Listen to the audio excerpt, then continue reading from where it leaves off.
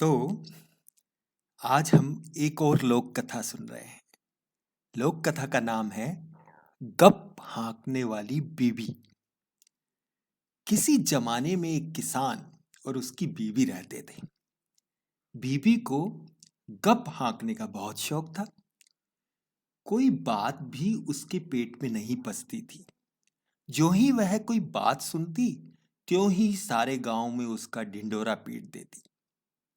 एक दिन किसान जंगल में गया।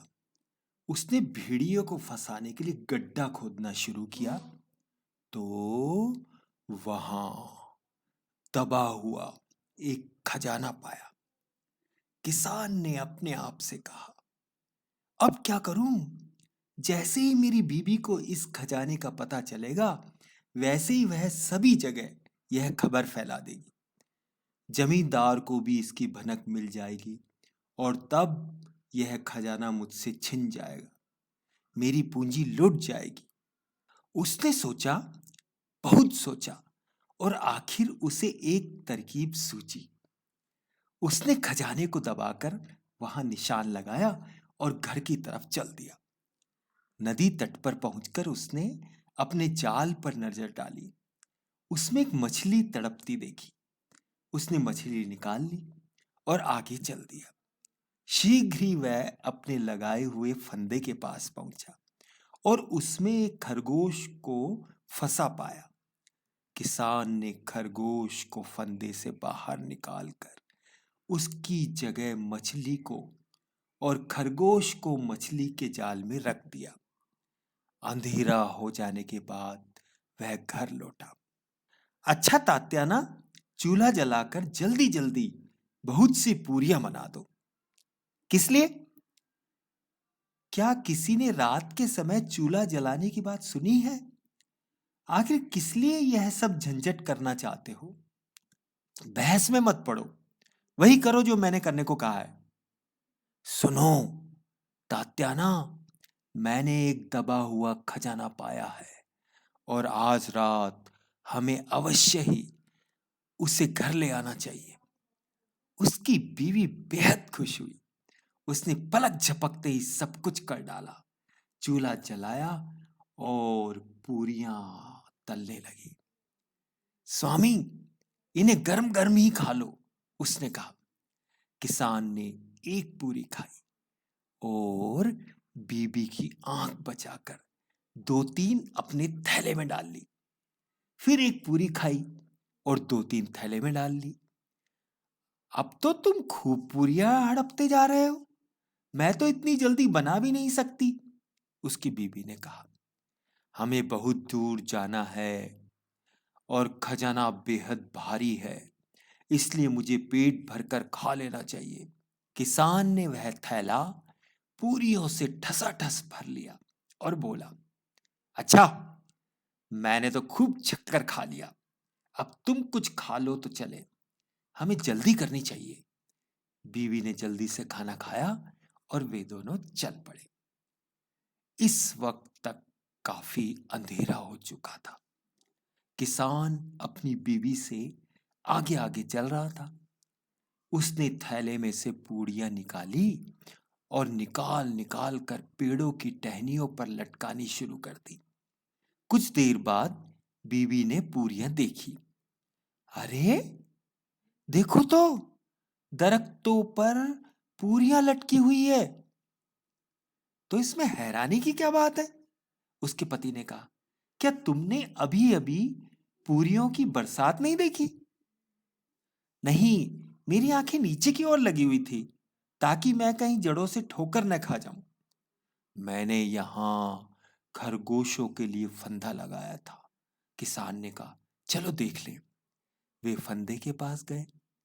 किसान ने उसमें से मछली निकाली।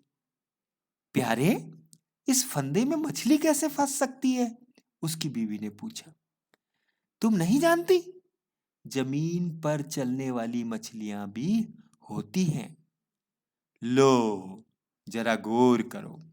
मैं इस बात पर कभी विश्वास न करती यदि मैंने इसे अपनी आंखों से न देखा होता। वे नदी तट पर आए। तुमने नदी में जाल भी तो बिछाया है ना? उसकी बीवी ने कहा। लगे हाथों उसे भी देखते चले। उन्होंने जाल को खींचकर बाहर निकाला तो उसमें एक खरगोश दिखाई दिया। हे भगवान! उसकी बीवी हाथ पटक कर चिल्लाई, यह कैसा अजीब दिन है, मछली पकड़ने के जाल में खरगोश। तुम इस तरह हैरान क्यों हो? क्या तुमने पहले कभी पानी के खरगोश देखे नहीं? किसान ने कहा। सचमुच मैंने पहले कभी नहीं देखे। इस वक्त तक वे उस जगह पहुंच चुके थे जहां खजाना दबा हुआ था। किसान ने खोद कर सोना निकाला और जितना जितना वे उठा सकते थे उठाकर घर की ओर चल दिए। सड़क जमींदार के घर के पास से होकर जाती थी। जब वे उसके समीप आए तो उन्होंने भेड़ों का मिमियाना सुना। मैं मैं हाय, यह क्या है? मेरी तो डर के मारे जान निकली जा रही है। औरत फुसफुसाई। जल्दी से भाग चलो, ये शैतान है जो हमारे मालिक का गला घोंट रहा है। यही खैर मनाओ कि वो हमें न देखे। वे जान छोड़कर घर की ओर भाग चले। किसान ने सोना छिपा दिया और वे दोनों बिस्तर में जा लेटे। देखना, तुम इस सोने का किसी से जिक्र नहीं करना तात्याना, वरना समझ लो कि मुसीबत आ जाएगी। भगवान का नाम लो स्वामी, मेरी जबान से एक शब्द भी नहीं निकलेगा। अगली सुबह को वे देर से सोकर उठे। औरत ने चूल्हा जलाया, डोल उठाए और कुएं से पानी लेने चल दी। कुएं पर पड़ोसिनों ने पूछा, आज तुमने अपना चूल्हा इतनी देर से क्यों जलाया तात्याना? हाँ, सचमुच बड़ी देर से जलाया है। बात यह है कि मैं रात भर से बाहर थी, इसलिए जल्दी उठ नहीं सकी। तुम रात भर बाहर क्या करती रही? मेरे पति को एक दबा हुआ खजाना मिल गया था। पिछली रात हम उसे लाने गए थे। उस दिन गांव भर में यही चर्चा होती रही। तात्याना और उसके पति ने एक दबा हुआ खजाना पाया है और वे धन के 2 बोरे भर कर लाए हैं। उसी शाम को जमींदार के पास यह खबर पहुंची। उसने किसान को बुला भेजा। तुम्हें मुझसे खजाना छिपाने की हिम्मत कैसे हुई? खजाना?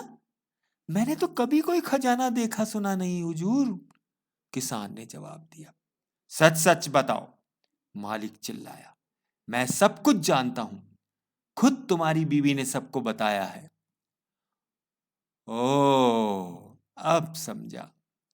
लेकिन उसका तो दिमाग ठीक नहीं है। वह तो आपको ऐसी ऐसी बातें बता सकती है जिनकी कभी आपने कल्पना भी न की हो। हम खुद इसकी जांच पड़ताल करेंगे। और मालिक ने तात्याना को बुलवाया। क्या तुम्हारे पति को खजाना मिला है? जी हुजूर, मिला है। तुम दोनों रात के वक्त इस खजाने को लेने गए थे? जी हां, गए थे।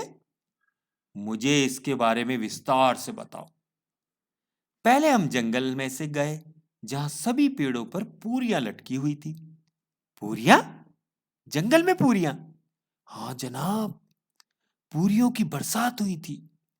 तब हमने खरगोशों के फंदे को देखा और उसमें एक मछली दिखाई दी। हमने वह मछली निकाली और आगे चल दिए। हम नदी तट पर पहुंचे। जो ही जाल बाहर निकाला तो उसमें खरगोश फंसा हुआ पाया। हमने खरगोश बाहर निकाल लिया। नदी के नजदीक ही मेरे पति ने खजाने को खोद निकाला। हमने सोने का एक थैला भरा और लौट पड़े। जिस समय शैतान आपका गला दबा रहे थे, उसी समय हम आपके घर के पास से गुजरे थे। इस पर मालिक अपने गुस्से पर काबू नहीं रख पाया। उसने जोर से जमीन पर पांव पटका और चिल्लाया, जारी मूर्ख औरत, यहां से निकल जा। हाँ तो उसके पति ने कहा, अब आपने देख लिया कि यह पागलों की सी बात करती है। इसने जिंदगी भर मुझे किसी न किसी मुसीबत में फंसाए रखा है। अब मुझे यकीन हो गया है। तू जा। मालिक ने निराशा से हाथ झटकते हुए कहा। किसान घर चला गया। वह आज भी मजे की जिंदगी बिता रहे हैं। मालिक को उसने जो चकमा दिया था, उसे याद करके मनी मन वह आज भी हंसा करता है। शुक्रिया।